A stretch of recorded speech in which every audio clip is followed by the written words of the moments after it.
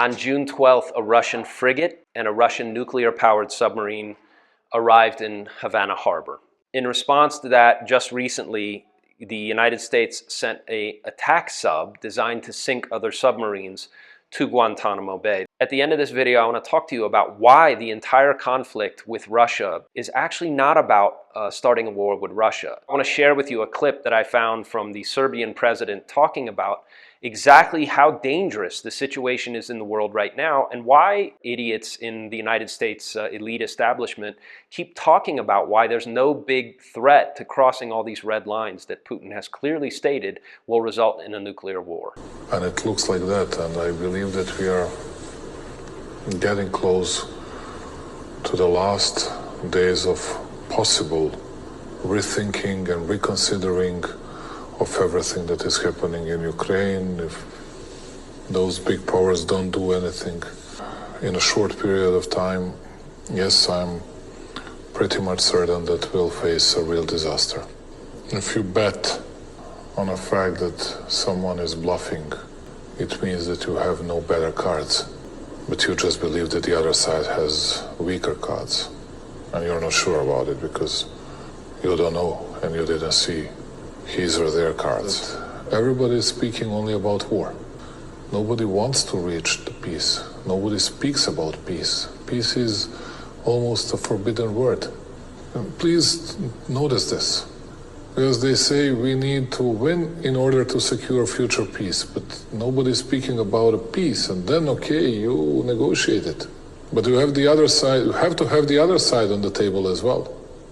It's it's very strange to me that no one is actually attempting to stop the war. There is another theory which I can understand, which I don't say that I do approve, but I understand that West thinks that they can win easily against Putin. They want to exhaust him in Ukraine, and then they will enter the space, and then Russia in today's territory and shaped like it is today won't exist anymore, and Putin will be overthrown and everything else. Yeah, maybe that's possible, but do you think that is possible? Is it possible to use Ukraine to weaken Russia? Well, it weakened Russia anyway, but is it enough to destroy Russia and to overthrow Putin? I don't believe so. In today's Europe, they all act like big heroes, but they did not say to their people that they will pay a very big price. And speaking about it, you and all these leaders should do absolutely everything in order to stop any kind of warmongering behavior and everything. Why I'm speaking that we are getting close to the precipice, to the abyss. Analyze the situation of NATO and the United States. They cannot afford themselves losing war in Ukraine, which means Russia cannot win. Because, first of all, their political legacy will not exist, or it will be so poor that they cannot allow themselves. Number two, position of Europe and the West, collective West, in geopolitical terms, will deteriorate so much that no one would be able to revive it and to renew it. And number three, it will open Pandora's box for more movements, at least, and hostilities against collective West in the future. But take the other side. That's a nice story for one side. But take the other side. If Putin loses the war, Russia will not exist and won't be shaped like it is today. And then when you have these two sides so much far from each other, with their wishes, with their expectations, then you see that everything is at stake. Everything. No one can afford to lose. When you have this situation, that's why I was saying to you, that's why I was saying publicly and not hiding it, that we are getting closer to a real disaster. Who is ready to lose 1 million, 2 million, 5 million, 10 and 15 million people? Ask yourself. I'm not ready to lose a single man, and we won't participate in that. But it's a question for some other people. How close are we now to a third world war? I believe that we are not far away from it. Not more than 3-4 months. And there is a danger to happen even before that. If you're a student of history like I am, you understand that what happened in 1914 was when all the dust settled in 1918, nobody actually understood or believed the entire thing had been worth it. The way that war broke out in 1914 was that messages were passed, information was not shared that needed to be shared, people who needed to be talking and trying to resolve and sort of de-escalate the situation as peacefully as possible refused to have conversations. The exact same thing is playing out today. I'm part of a network of worldwide business people mostly, but also ex-government, intel, ex-military people. These are not people who are reading things in The Atlantic or The Economist. These are people who are actually talking to their counterparts in other parts of the world, like China and Russia. And a colleague of mine yesterday told me that his people, who are ex-military, some of them ex-military intelligence, U.S. intelligence agency, said the Russians are baffled. They are baffled that they cannot get anybody in the United States at any level of consequence to talk to about how to avoid a conflict.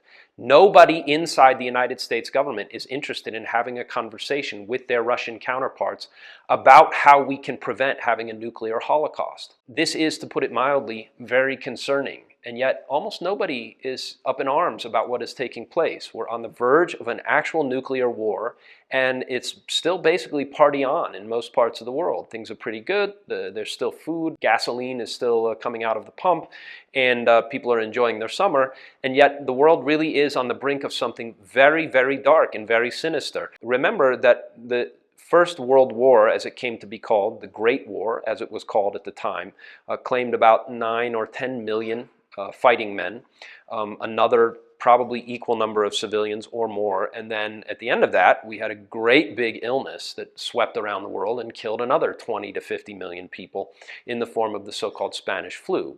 If you understand history, if you understand what's unfolding, you know how dangerous the situation is. It would be so easy for the main powers to sit down and actually have a talk about how to avoid what's coming, and yet nobody's willing to do that from the Western side. Everybody seems to strut around and talk about why we get to say and dictate terms to Russia, and we'll just not invite them to the peace conference that just took place in Switzerland, but we'll make all the decisions and they'll have to obey whether they like it or not. This is not a peace process. This is not something that actually resolves the issue. You don't not invite the other major adversary, the other major player in the conflict to such a talk and then claim that you're somehow trying to resolve the situation. So then what is going on? You have to wonder here that the leadership of the West is so unwilling and absolutely adamantly refuses to talk to Putin and to consider his concerns about whether or not Ukraine gets to join NATO is, of course, preposterous. Now, my message to all of you, if you're watching this and if you care about this topic, please subscribe to the channel. I have a lot to say about how you can protect yourself and your family moving forward in the rest of the 2020s and beyond. In addition, I put together a private community I call the X-Plan community. It's a place where we meet every 2 weeks to discuss options, contingency plans, and to form the kind of community and network that's going to help us through the coming trouble. The X in the equation is you. The X in the equation is your specific situation and your personalized needs. This is about you and your family surviving and thriving in real style in the coming years.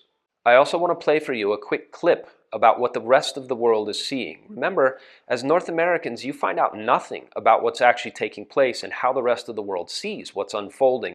The other big development we are tracking is in Cuba. It looks to have become a battleground once again for the US-Russia rivalry. We told you what happened earlier this week, how a Russian nuclear submarine docked in Havana. Now the US has sent its own sub to Cuba, a nuclear-powered fast attack submarine called the USS Helena, and it's built to take down other subs. The vessel arrived in Cuba on Thursday, just a day after Russian warships docked in Havana. The American ship is not in the Cuban capital, though. It's in the U.S. naval base in Cuba, Guantanamo Bay. or Gitmo as some like to call it. It's both a naval base and an infamous prison where the US tortured people because torture is not permitted on American soil, so Guantanamo was their workaround, their offshore torture chamber. And now it is the site of a US-Russia blinking contest. The Americans will deny this, of course. They say their submarine is making a routine stop, something they had planned weeks ago and informed the Cuban authorities about. This is probably true, but it doesn't change the optics. From the outside, it looks like the US is challenging Russia, saying, whatever you can do, we can do it too. It's a strong statement. It keeps American pride intact, but it also puts the rest of the world in danger. Russia was clear when it sent its warships to Cuba. As soon as it comes to military exercises, naval voyages, some kind of joint exchanges, delegations, or observations of various maneuvers, we immediately hear from the Western public questions and desires to clarify, what are these messages about? And when, speaking your language, we send messages through political diplomatic channels, when the president of the Russian Federation gives hours-long interviews, communicates with representatives of all countries, both friendly and unfriendly, answers questions from journalists, including from Western countries, somehow these messages, these statements, these hours-long detailed comments are not perceived as signals.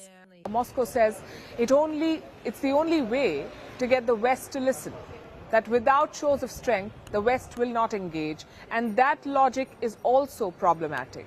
It also brings the world closer to the edge. Please note here, she makes mention of the perception that the rest of the world has about how obdurate the United States is. The Russian vessels had already arrived in Cuba, so Washington knew that the region was a powder keg. Reports say that there were debates in the US about going ahead with a submarine deployment, whether they should do it or not. There was a debate. In the end, it seems ego prevailed over common sense. The US did not want to set a precedent. They did not want foreign movements to affect their routine deployment. So they went ahead and sent the USS Helena, ignoring the potential consequences of their actions. Here's a little piece about what the Canadian government decided to do in response to Russia's. All of this is bad enough on its own. But yesterday, there was a further escalation, this time by an unlikely source, Canada. Canada decided to send a Navy patrol to Cuba, to the capital Havana, where the Russian warships docked on Wednesday. Canada is also saying that this is a routine visit, which has nothing to do with the Russian vessels being there, but all of this sounds too provocative to be routine. It's a sign that the world is approaching the brink. It seems as though we're already back in the Cold War era. It was a U.S. ship that was blown up in Havana Harbor that started the Spanish-American War, once again in very suspicious circumstances. The danger and the risks of somebody making a mistake and a misunderstanding causing an actual all-out nuclear war is very, very close right now. The point of all the provocation of Russia is not to actually have a war. The real point of trying to provoke Russia into some kind of military response is not about getting in a war with Russia. Nobody actually wants that because we're all going to be dead. But the real purpose of all this provocation of Russia is something different entirely. The reason Europe and the United States are pushing for a war is something that most people are not willing to talk about. The United States and the Western countries and the leadership in all of these countries, from Germany to France, the rest of Europe, and the United States and Canada, are all pushing to have a great big conflagration because it's by a declaration of war that they will be allowed to control their own populations. This is the oldest move in the entire government playbook. An adversary abroad gives you war powers at home. That means you can shut down dissent, you can go after people that you deem enemies of the government, enemies of the state. It means that videos like this will probably be outlawed, but it's very important to understand your government is doing this because they want to go after you, not because they actually want to have a shooting war with Russia. Nobody wins in a shooting war with Russia, but if they can control their own population by a declaration of war, well then that allows the people in the current regime to remain in power. I think it's safe to say when you look at Joe Biden, there's no possibility that he's going to be the candidate in November 5th.